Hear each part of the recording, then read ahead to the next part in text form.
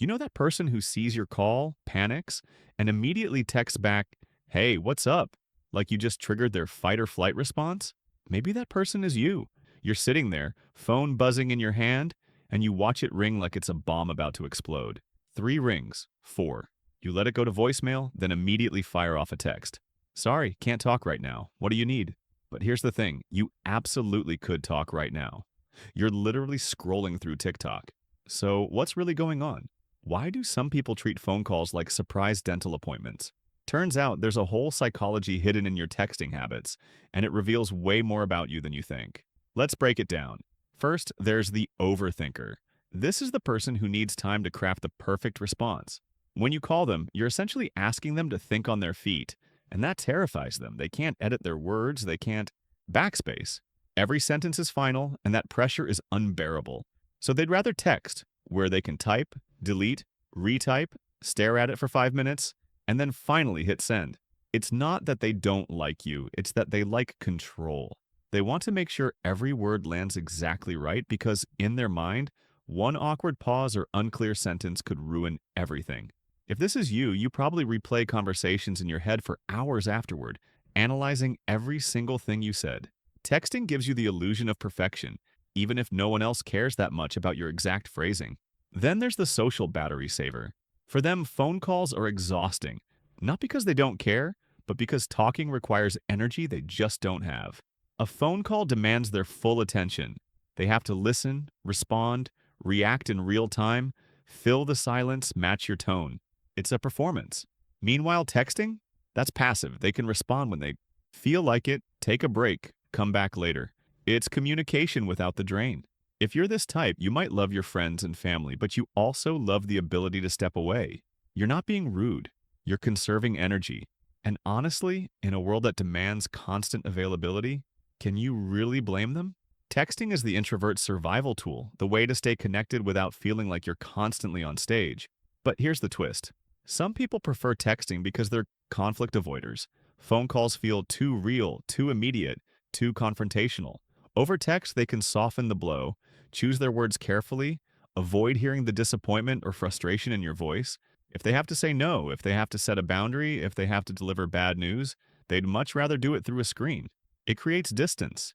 It makes hard conversations feel less intense. And yeah, sometimes that's a healthy boundary, but other times it's avoidance. Dressed up as preference. If this sounds familiar, ask yourself, are you texting because it's easier or because you're scared of the emotional weight of a real conversation? Because there's a difference between protecting your peace and running from discomfort. Another type is the multitasker. This person genuinely believes they're more efficient over text. Why spend 20 minutes on a phone call when you can send 3 messages and move on with your day? To them, calls feel inefficient, almost indulgent. They've got things to do, places to be, and sitting on the phone feels like a luxury they can't afford. Texting fits into their life seamlessly. They can respond between meetings while cooking dinner during commercials. It's functional. And honestly, in a fast-paced world, that makes sense. But here's the thing they might be missing. Connection isn't always about efficiency. Sometimes the point of the call isn't the information, it's the tone, the laughter, the pauses. It's hearing someone's voice and remembering they're human. If you're always optimizing for speed, you might be missing the moments that actually matter. And then there's the anxiety-driven texter. This one's deeper. For them, phone calls trigger genuine anxiety. Maybe they worry about saying the wrong thing. Maybe they hate the pressure of keeping a conversation going. Maybe they've had bad experiences with phone calls in the past, moments where they felt judged or misunderstood. So now, even calling to order pizza feels like a monumental task. Texting is their safe space. It's predictable. It's low risk. And while that's understandable, it can also become a trap. Because the more you avoid phone calls, the scarier they become. It's a cycle. Avoidance feeds anxiety, and anxiety feeds avoidance. If this is you, you're not broken, but you might benefit from gently challenging yourself. Start small, a 2-minute call, just to prove to your brain that it's not as bad as it feels. Now maybe you're sitting here thinking, I just hate phone calls because they're annoying. And honestly, valid. Maybe you're not avoiding anything deep. Maybe you just think phone calls are inefficient, intrusive, and outdated. Maybe you're tired of people calling without warning, expecting you to drop everything. In a culture where we can schedule everything else, maybe surprise phone calls feel rude, and that's fair.